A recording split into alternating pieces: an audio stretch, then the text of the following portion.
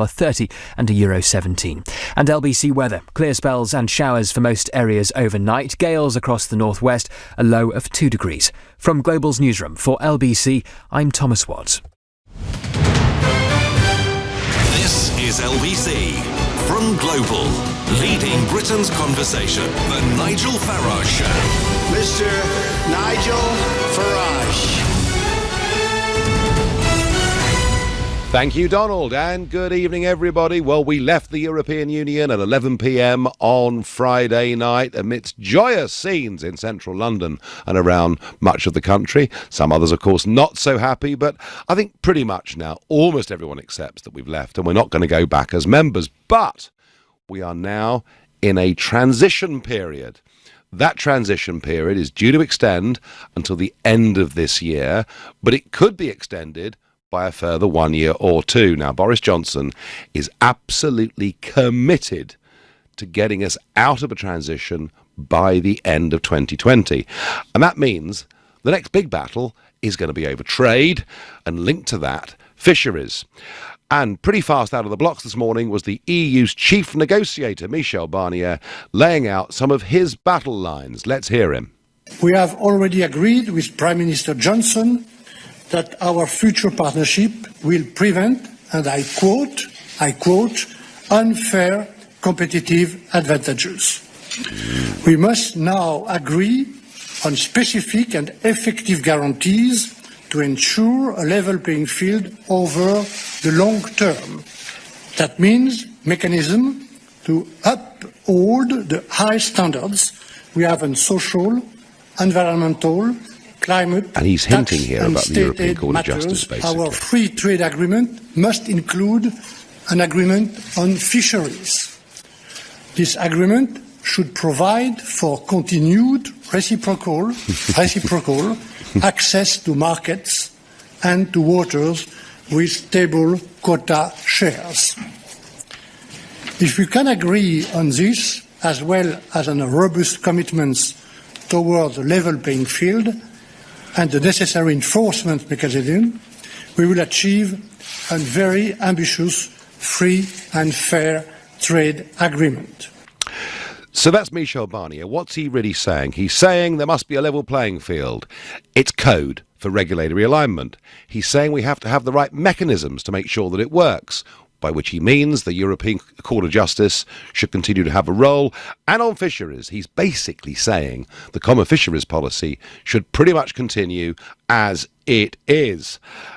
Well, his argument, and you did notice at one point he said we've already agreed, his argument will be that the so-called deal, the withdrawal agreement that Boris agreed to at the end of October, pretty much says these things. However, Boris Johnson, in the General Election Manifesto, has set things out rather differently. And on this day himself, Boris Johnson was in Greenwich and he was revealing negotiations of his way forward, including a very, very new approach. Let's hear him. We want a thriving trade and economic relationship with the EU.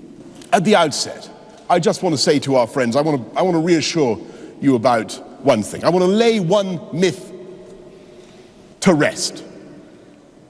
We will not engage in some cutthroat race to the bottom. We are not leaving the EU to undermine European standards. We will not engage in any kind of dumping, whether commercial or social or environmental. And don't just listen to what I say or what we say. Look at what we do. And I say respectfully to our friends that in all those three crucial areas that I just mentioned, the anxiety should really be on our side of the channel, not yours. So Boris there basically saying, look, you know, we're not going to make you comply with all of our rules, so why are you doing it the other way round? And he went on to emphasise, as we'd expected, that a Canada-style deal is what he's really after. We've made a choice. We want a comprehensive free trade agreement similar to Canada's. But in the unlikely event that we do not succeed, then our trade will have to be based on our existing withdrawal agreement with the EU. And let's be clear, the choice is emphatically not deal or no deal. We have a deal. We've done it. And it did indeed turn out, as I correctly prophesied, to be oven ready. The question is whether we agree a trading relationship with the EU comparable to Canada's or more like Australia's. And I have no doubt that in either case, the UK will prosper mightily. So, Boris, pretty upbeat. Whichever way it goes, it's going to be fine. And interestingly, have a listen to Boris on fisheries and contrast that to what you heard from Michel Barnier just a few minutes ago. We are ready to consider an agreement on fisheries. But it must reflect the fact that the UK will be an independent coastal state at the end of this year, 2020, controlling our own waters, and under such an agreement, there will be annual negotiations with the EU using the latest scientific data, ensuring that British fishing grounds are first and foremost for British boats.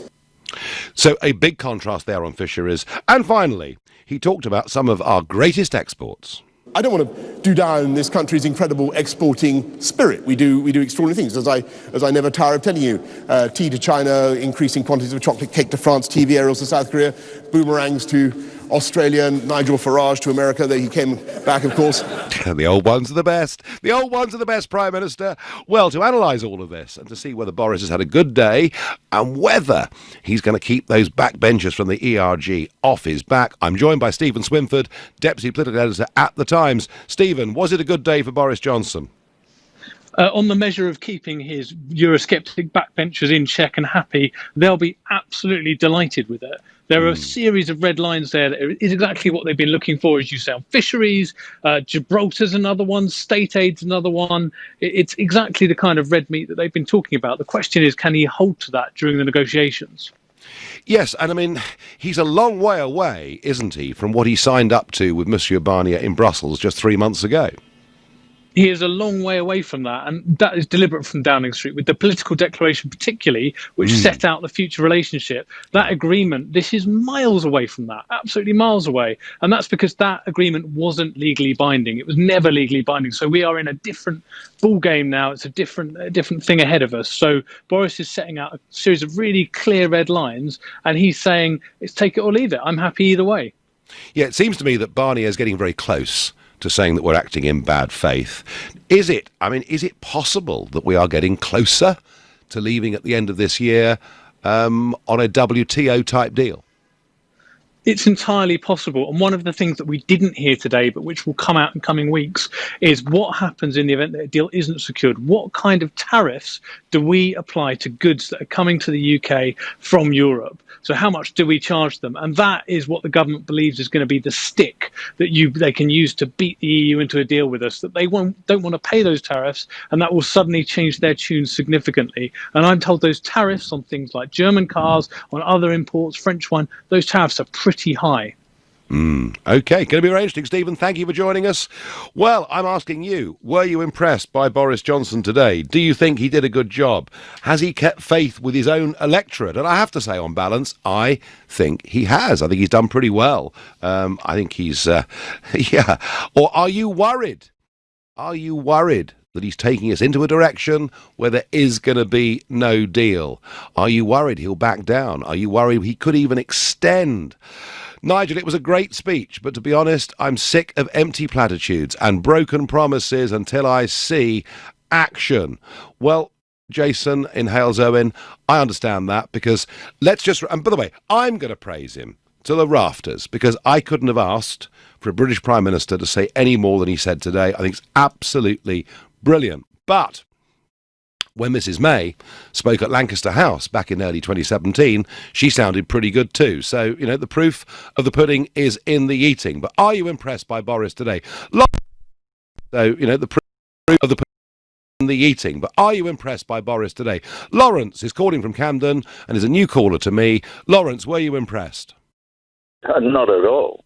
Right. I mean, why would you believe a professional liar? A professional liar. I mean, why should we believe him? a word he says. I mean, he's proved himself to be a word he says. I mean, he's proved himself to be a word he says.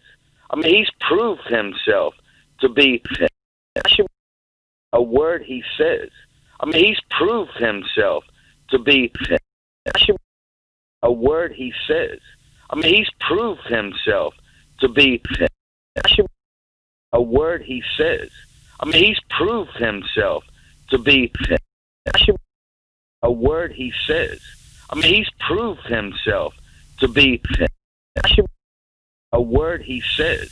I mean, he's proved himself to be a word he says. I mean, he's proved himself to be a word he says. I mean, he's proved himself to be a word he says. I mean, he's proved himself to be a word he says. I mean, he's proved himself to be a word he says. I mean, he's proved himself to be a word he says. I mean, he's proved himself to be a word he says. I mean, he's proved himself to be a word he says. I mean, he's proved himself to be a word he says. I mean, he's proved himself to be a word he says. I mean, he's proved himself to be a word he says. I mean, he's proved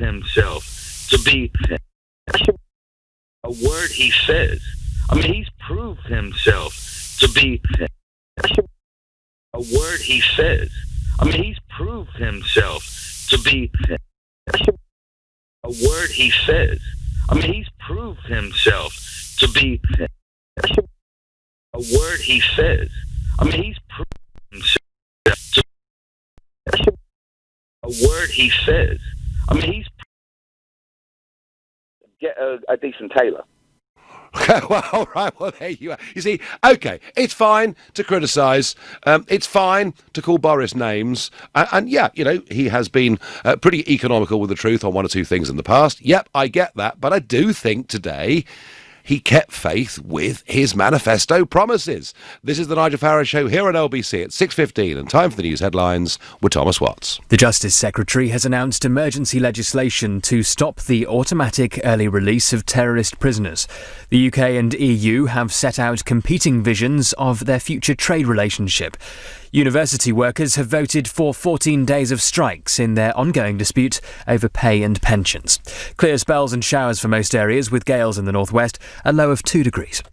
LBC Travel, I'm Dave Goff. In Soho, Dean Street stays closed in both directions between Shaftesbury Avenue and Oxford Street because of a police investigation. The A23 Streatham High Road, that remains shut in both directions because of an investigation, so it's extra slow heading through West Norwood. In Croydon, Coombe Road is blocked both ways at Park Hill Road because of an accident, so the recuse. It's very slow in Wembley. The High Road is closed both ways near Wembley Central Station because of an accident. On the M23 northbound, it's slower. Cars breaking down in the roadworks between Junction 9 for Gatwick Airport and the M25. The recuse on the M25 going anti-clockwise from Junction 9 for Leatherhead to Clackett Lane services because of the roadworks. And on the trains, TfL Rail, they have severe delays between Liverpool Street and Shenfield. Greater Anglia services are also affected. LBC. Morning, robot. What are your instructions? Start with the invoices, then crack on with the expenses. Why not use Xero? Your bills and receipts are easy to capture and get stored automatically. If I'm using Xero for my books, I need you for... Karaoke? Daisy. No thanks. Manage your accounts easily with Xero. Visit xero.com. This is LBC. This Six Nations don't do things by halves. Turn to The Telegraph for unrivaled insight from legends of the game. Join Sir Ian McGeechan, Brian Moore, Will Greenwood and other rugby greats to follow every dramatic moment. Subscribe to our sport package today from just £1 per week at telegraph.co.uk. You can always trust that song about a little shark to get the kids in the bath. But all it takes is a bit of faulty plumbing to set off the bedtime waterworks. Thank reviewed, reliable professionals in an abundance of trades. Like a plumber who'll rescue bath time. It's safe to go back in the water. JustATrader.com. Hello? It's time you swapped your daily grind for some sun, sea, and salsa! Sangria! Sun lounger! Siesta! Salsa! The dip. Sandal! Suntan lotion! We've done salsa, ain't we? In the Seychelles, Spain, or anywhere else in the world at surprisingly low prices. When you need a holiday, it's time to Travel Republic. Book with confidence at Toll Protected. You know it'll happen. That dodgy boiler will finally pack up. And it'll do it on the coldest day of the year. So the moment you decide you can't put it off any longer, get a quote from British Gas. You can spread the cost of a new boiler interest-free over 2 years and get £200 off when you get a quote by the 29th of February or £400 off for existing home care customers. British Gas, here to solve. Search British Gas new boiler. Conditions apply. Okay, people, let's get moving. All together with me now. That's it. You are doing great. GREAT. Woo! Or leave the motivation to Vitality. Take out our life insurance and you could save up to 40% on a Garmin fitness watch to help you keep an eye on your activity levels, however you stay active. Now that's real motivation. Just search Vitality Life. Life's better with Vitality. Variable discount. Postage and packaging terms and conditions apply. This is LBC, the Nigel Farage Show. Call 0345 6060 973. Text 84850. Tweet at LBC using the hashtag Farage on LBC. Well, Boris Johnson today was really pretty tough in his speech at Greenwich, making clear our fishing waters are our fishing waters. They can come and negotiate with us, not the other way round. Being really very, very strong and saying we're not going to have regulatory alignment. I'm asking, did he impress you? Yes, Nigel, Boris did impress me. Standing up to the EU, it was like a breath of fresh air. What a cheek Michel Barnier has. Our waters are our waters. We're not in the EU now. I was impressed. Just hope he sticks to it, says Dee in Southend, and lots of you saying the same. Gillian in Darlington. Yeah, Boris, hold the line, please. I'm a Romanian, and I was really impressed with Boris's positivity. Well done, Boris, says Rob.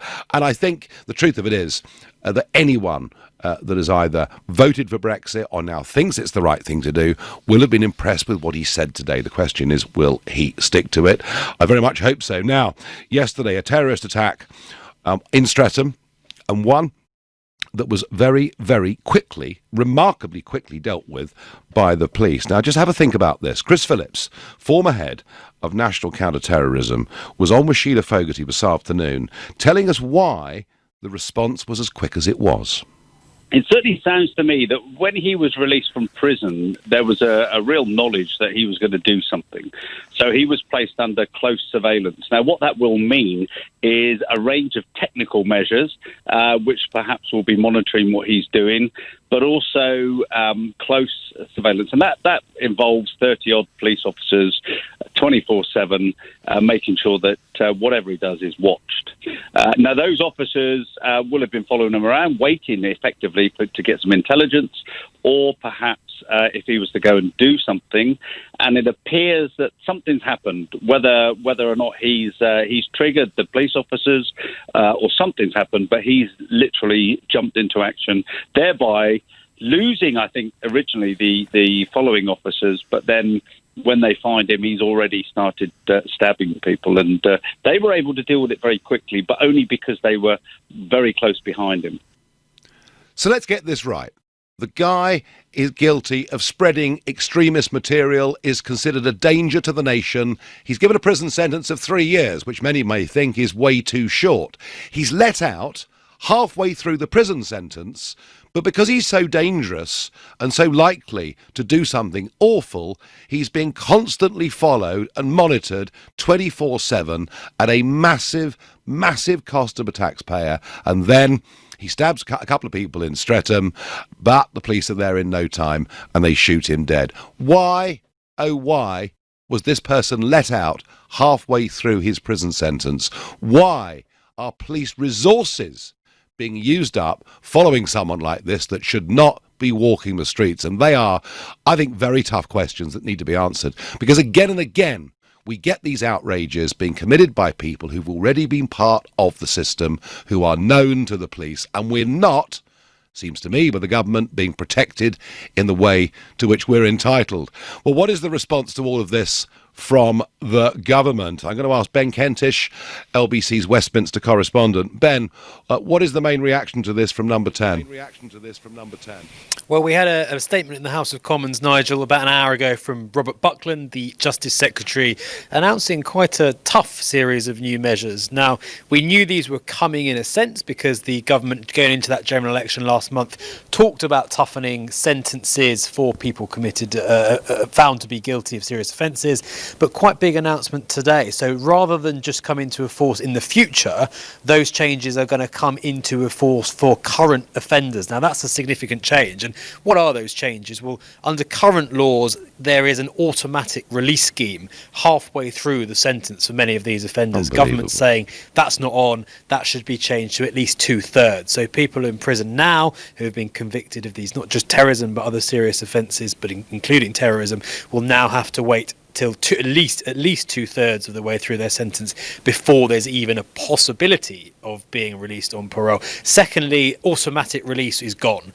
Only people who the parole board deems to be safe to the public will be released, and as I say, only at least 2/3 of the way through their sentence. Now, this is part of a bigger review of terror sentencing. Buckland promised further down the line to consider whether the current sentencing is tough enough to deter people and to make sure that people who are a threat to the public are in prison. And we understand that the changes, the imminent changes, are going to be rushed through. He used the word emergency legislation, and just talking to Number 10 officials now, they're expecting that to be done in the next 2 weeks. So the government really responding to recent events, but as I say, it was part of a package of changes that has been in the pipeline for a while. OK, thank you very much indeed, Ben Kentish. Well, they're going to toughen up, they're going to stop this early release, but remember, the Conservatives, we've had Conservative Home Secretaries for the last 10 years, and we're still in this mess.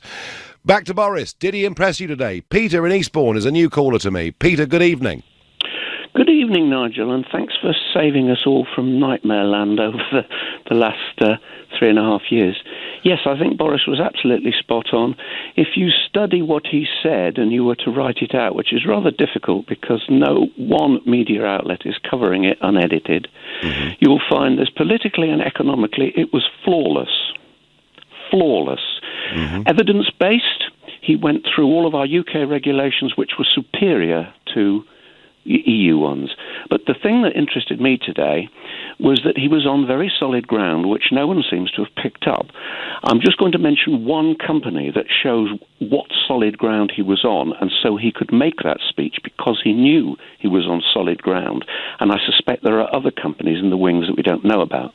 Nissan have said that if the EU don't do us a decent deal, they will pull out of France and Spain, set up shop in Britain, double their investment, and increase their sale of cars and vans in this country from 4% at the moment to 20%, because they know that there'll be a tariff war and they will be competitive.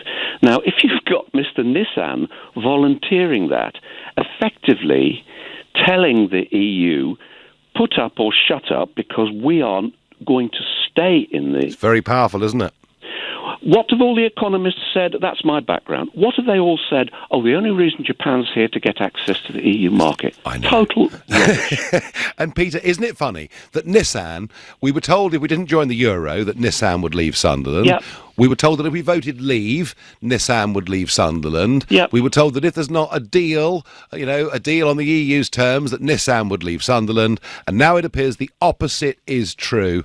It's and Peter, as an economist, if Boris cannot secure a proper trade deal with the EU and we move to tariff, all right, we know with Nissan we'll be better off, but it could do some harm to the economy, do you think? Well, I'm going to say something that I've tried to get all the great powers to comment on and to even expose over the last 3.5 years, and no one would.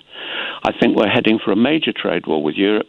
I think there's nothing we can do about it. The way they treated the Greeks is evidence that they will do anything, even at the cost to their own factories and their own level of employment, to keep their cushy jobs and to keep their concept of harmonisation. I don't think anything else is going to happen, we're in for a trade war. We're in for a war of ideas now. You may be right.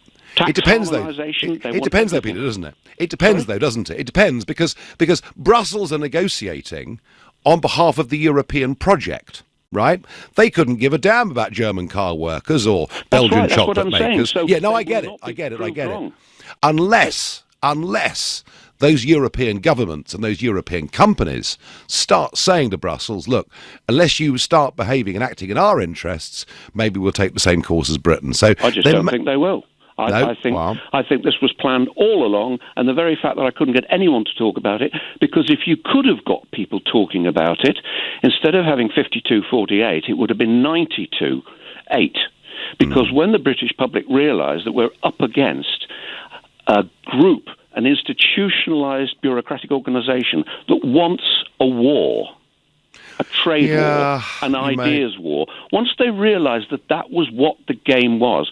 Last night, because I'm a sad old git, I read the American Declaration of Independence.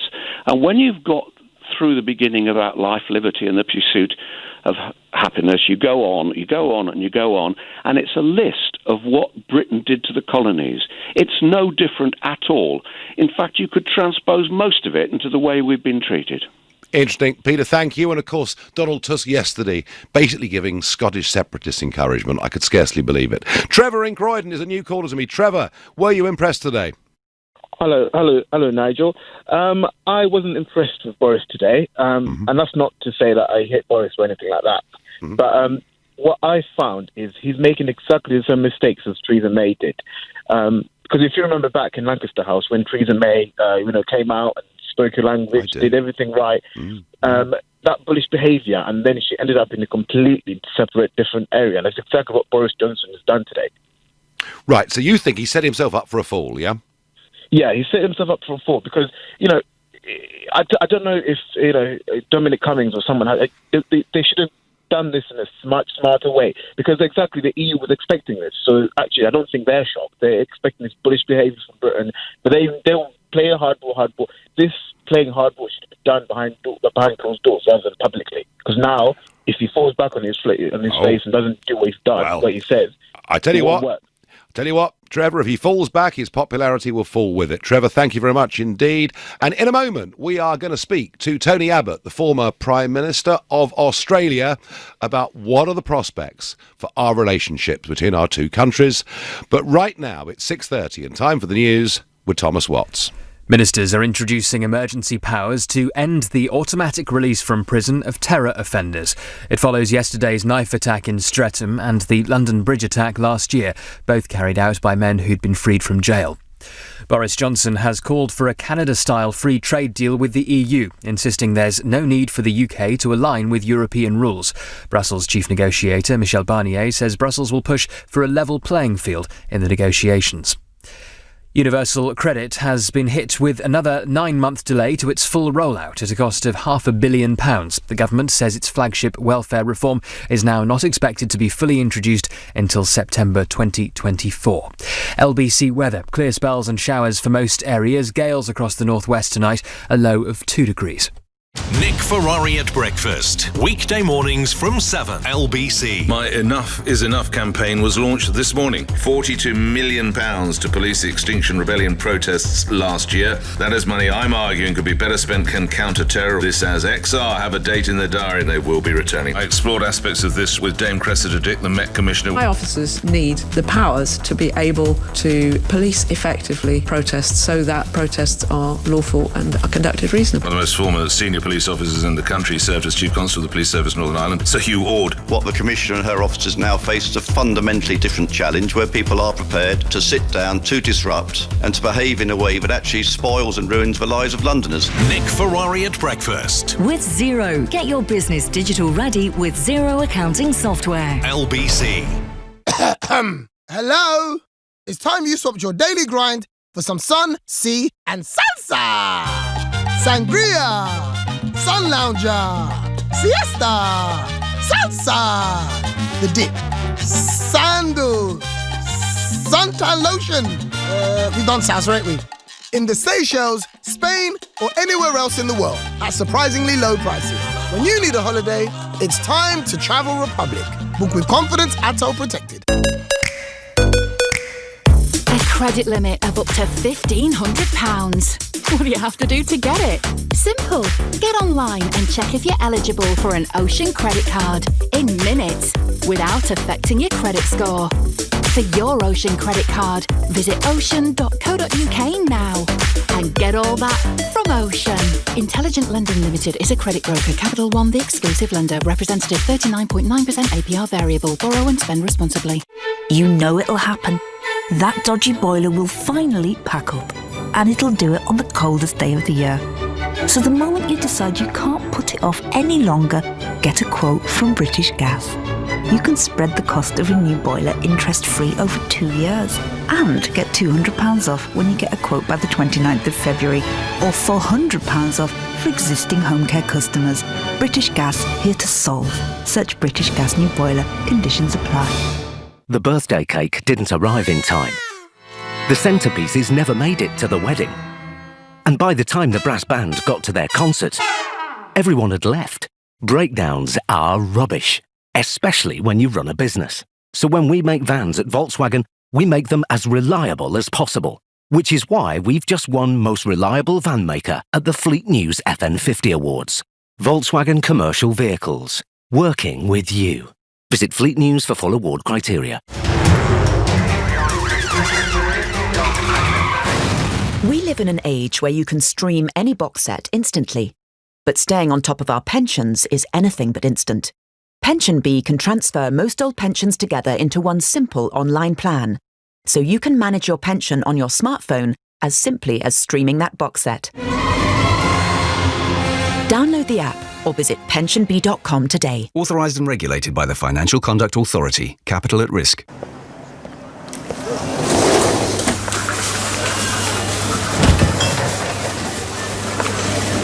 You're listening to the sound of a Halifax customer who used to worry she wasn't saving enough, but is now saving the change every time she runs out of milk.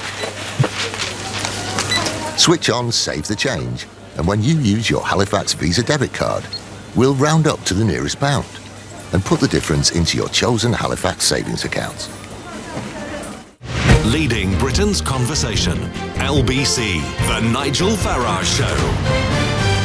So Boris Johnson and Michel Barnier set out the terms under which we'll negotiate what the new trade arrangements with the European Union will be. And of course, that's important in terms of what we can start to do with the rest of the world. Now we're able to negotiate our own trade deals, which we've not been for over 40 years. But that moment on Friday night at 11 o'clock was the point of no return. A big, historic moment. And joining me, having got up at 4:30 in the morning to do so, and we thank him, is Tony Abbott, the former Prime Minister of Australia. Tony, good morning to you.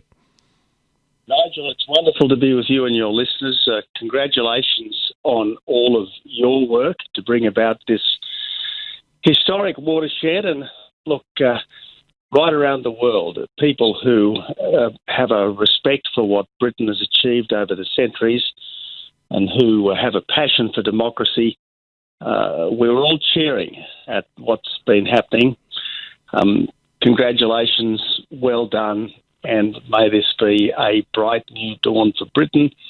Certainly it's an inspiration to Democrats anywhere in the world. Well, Tony, thank you very much indeed for that. And I see that you've actually compared, in terms of geopolitics and in terms of history, you've compared Brexit with the fall of the Soviet Union. Right. The Soviet Union was a hard totalitarianism. The EU is not that, but nevertheless, it is a very pervasive system of rules which is not responsive to democracy in the same way that, for argument's sake, the British government is responsive to democracy. We've only got to look at the way the EU managed to sabotage democratic votes in Ireland, in France, in Portugal and elsewhere to understand that this is not a body which responds readily to the democratically expressed will of its representative nations. If you vote in a way the EU doesn't like, the EU's tendency is to want to have you vote again and again and again until you give up and just go along with the EU. And this is what the British people heroically and ultimately triumphantly resisted. And again, Nigel, we've shown we've shown ourselves to be too big to bully, Tony. I think that's the truth of it. This is exactly right. I mean, Britain is a country which has led the world. It's certainly saved Europe in the past, and I think what's happened is a beacon of light and hope to people everywhere who think that in the end, democracy matters, and it is the will of the people that's got to triumph over the diktat of the bureaucracy. And that's what we have had far too much of from the EU over the last 40-odd years. Yeah, no, I think Brexit begins a debate in all those other countries. Now, turning to the potential of the trade relationship and broader relationships between the UK and Australia, Boris Johnson today spoke specifically about your country and others. Just have a quick listen with me to Boris speaking in Greenwich today.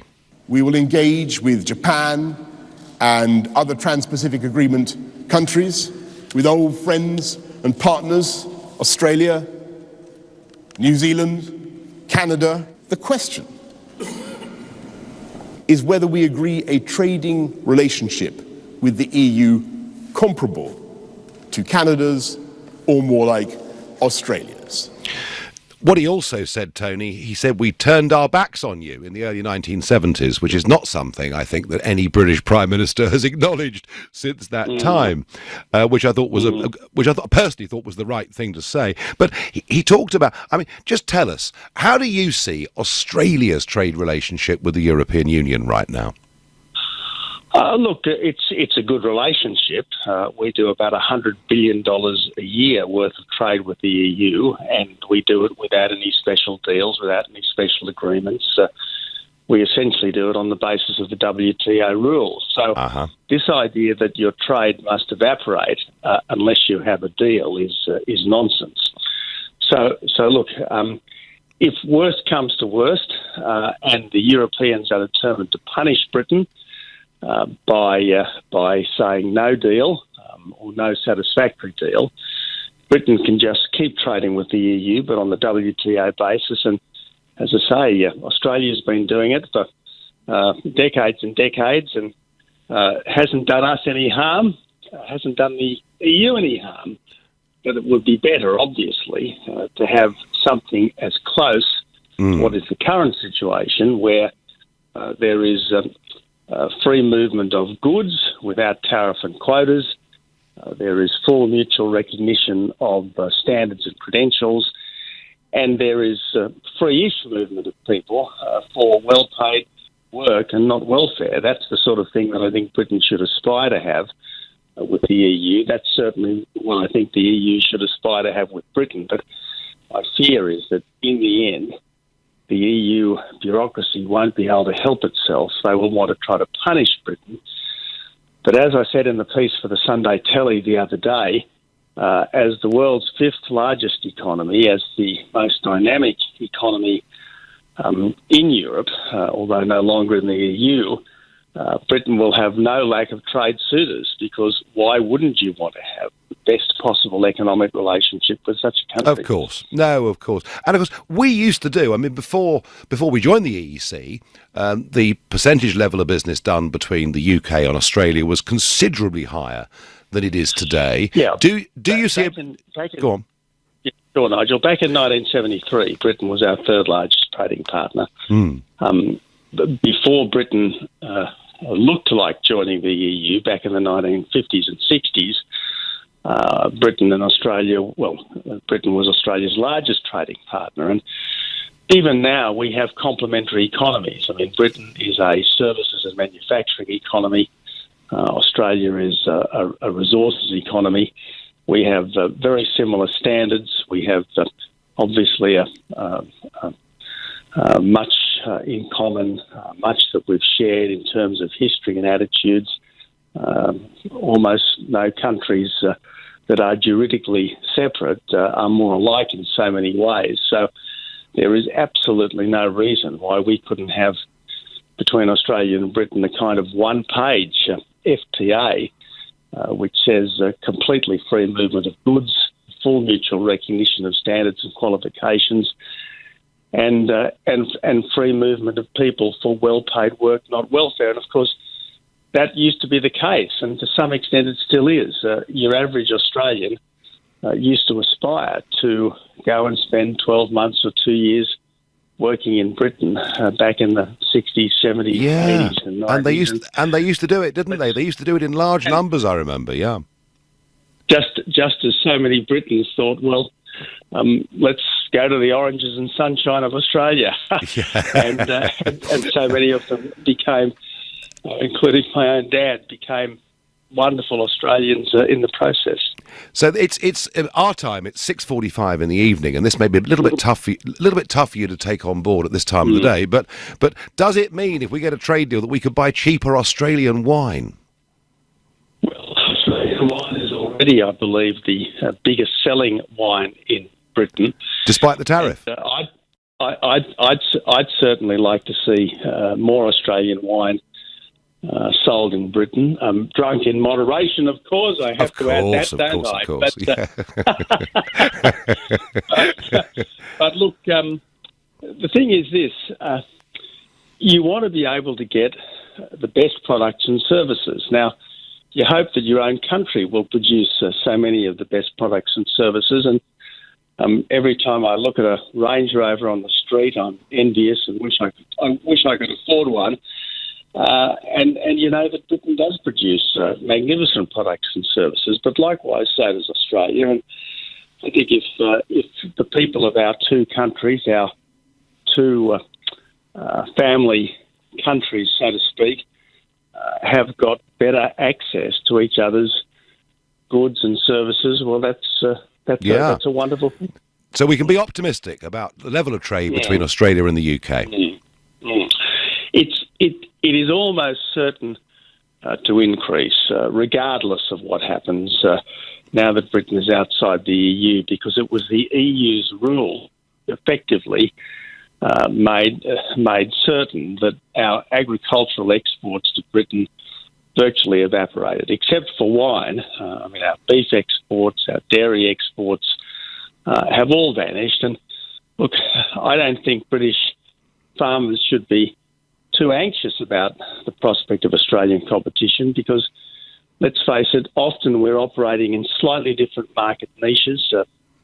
We tend to be a commodity agricultural producer, whereas Britain tends to be a niche agricultural producer. So I think, as I said a moment ago, there's a great deal of complementarity even now between the British economy and the Australian economy, which should mean, along with all the shared history and the common understandings, that a trade deal between Britain and Australia should be one of the easiest in the world to negotiate. Excellent. And finally, Tony, I must ask you, Australia has very close business links with China, and yet Australia made a decision that Huawei would not be part of your digital or cyber infrastructure. And there's no sign of that changing. The British government have just decided that Huawei will be part of what's called the periphery of our new 5G network. Can you tell me why, despite the close relations with China, Australia was so clear about Huawei and telecoms? Well, we want to be a very close economic partner with China, but we are also an extremely intimate strategic partner with the United States. And I suppose we didn't want to let our economic relationship with China compromise our strategic relationship with the United States.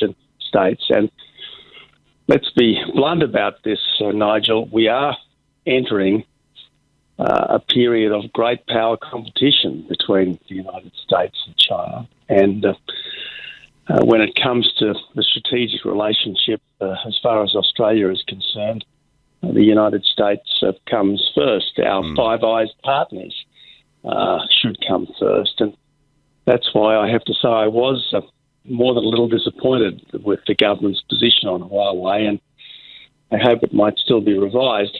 The reason why it's a big mistake to deal with Huawei when it comes to the country's strategic infrastructure is that whatever Huawei might say, there is really no such thing as a private business in China. All businesses in China and all people in China are subject to the control of the government in a way that would be unthinkable in a country like Britain or Australia. That's the reality, and that's why it just wasn't a good decision. I mean, let's face it, would a British company be allowed into the heart of China's telecommunications system?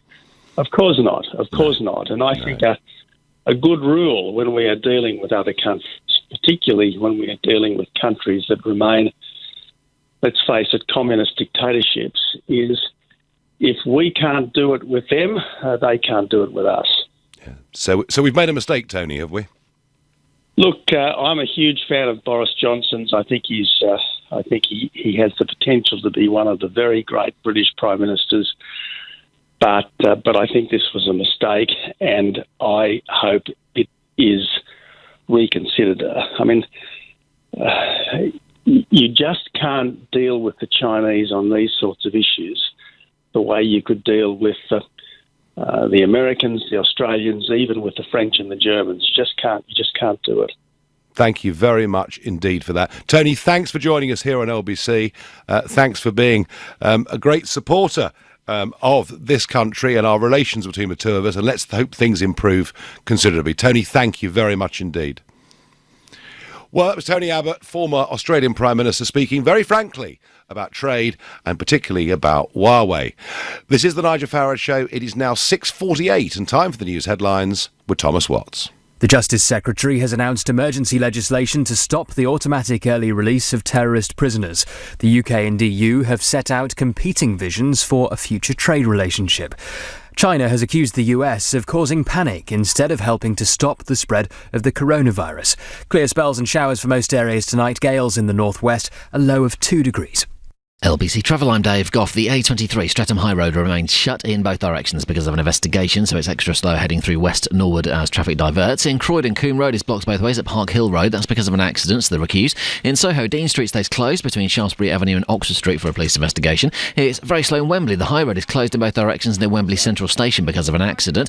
It's slow on the M4 into town. A car's broken down at Junction 3 for Hayes. It's on the exit Slit Road, so one lane is closed. On the M23 northbound, it's slow after a breakdown earlier on between Junction 9 for Gatwick Airport and the M25. And on the trains, TfL Rail and Greater Anglia have delays between Liverpool Street and Shenfield. Coming up at 7 on LBC, Ian Dale. Should we bring back the law of treason so anyone that pledges their allegiance to Daesh goes to prison for an indefinite time? Ian Dale on LBC. I didn't think anything could surprise me anymore until I saw the Norwegian fjords. I was lost for words. That's a first. Actually, there have been a few firsts this week. A first ride on a zip line! My first time in a kayak alongside waterfalls and glaciers. My first visit to an ancient Nordic village and my first encounter with an actual Viking. Big softies, really. There's no better way to get to the heart of the fjords than on a P&O Cruises holiday. 7 nights on our new ship Iona from $749 per person. P&O Cruises. Subject to availability based on Early Saver GO19PF grade. Conditions apply. I'm Chris Riccobono, founder of Untuck It. I started Untuck It in 2011 because, like a lot of other guys, I just couldn't find a shirt that looked great untucked. It's a tough style to get right. Untuck It shirts were designed to be worn untucked. They have that just right length and more than 50 fits for tall, short, slim, and bigger guys of every age. Today, we have over 85 stores in America and Canada, and we have just opened in the UK. Visit us at Covent Garden in Westfield, London, or go to untuckit.com. Untuck It, shirts designed to be worn untucked. At Ring, we've reinvented the doorbell. So no matter where you are, or what time of day, you can watch over your home and the things you care about. Ring Video Doorbell streams HD video and two-way talk straight to your phone, so you can speak to whoever's at your door from anywhere. Delivery. Oh, great. Could you leave it with my neighbour, please? Sure, no problem. And it's so simple, you can install it yourself in minutes. See, hear and speak to whoever's at your door from wherever you are with Ring Video Doorbell. Available at ring.com and selected retailers. Could the owner of a Santorini black all-electric Jaguar I-Pace, winner of World Car of the Year, World Green Car of the Year, World Car Design of the Year, and 68 other industry awards, parked in South Terminal Long Stay, Area G, please give yourself a big pat on the back. That's a stunning car. The all-electric Jaguar I-Pace. Electric never looked so good. Search Jaguar I-Pace. This Six Nations don't do things by halves. Turn to The Telegraph for unrivaled insight from legends of the game. Join Sir Ian McGeechan, Brian Moore, Will Greenwood and other rugby greats to follow every dramatic moment. Subscribe to our sport package today from just £1 per week at telegraph.co.uk. What matters most to you? Saving money or helping the environment? With Evergreen Power, you can do both. Insulating your home with soft spray foam insulation will keep the heat in your home this winter like never before with its air barrier seal. Reducing airborne noise, condensation, damp and mould, your loft will be transformed into a dry, usable space while cutting your heating bills and carbon footprint, so helping the planet. For a free survey, search Evergreen Power. You know what it's like when you can't find your debit card?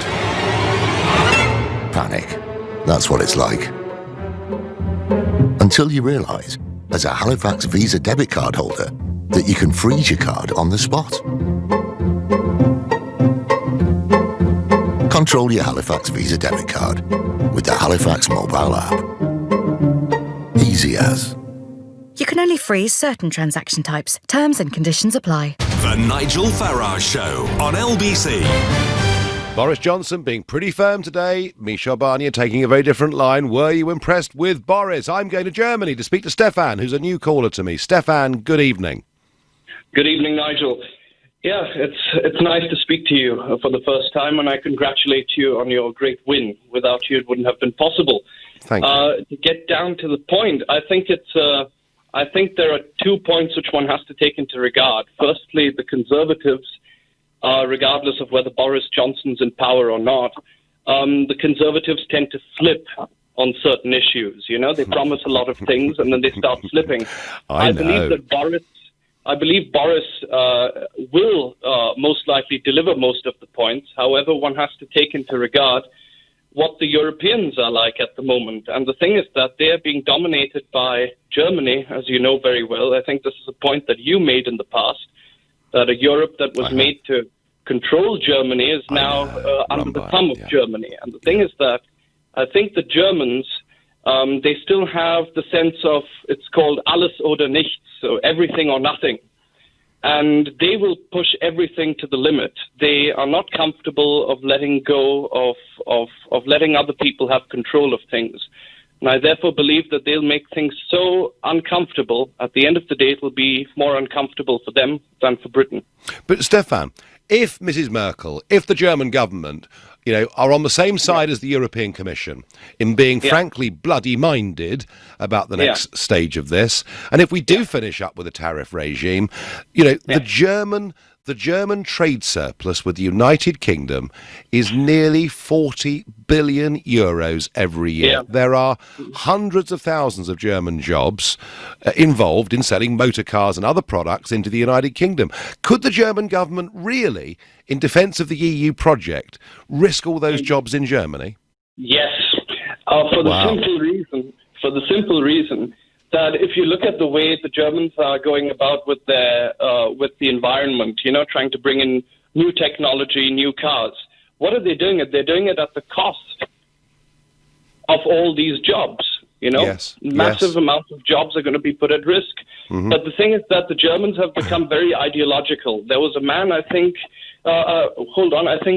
his name is Hans-Werner Sinn. He's an economist.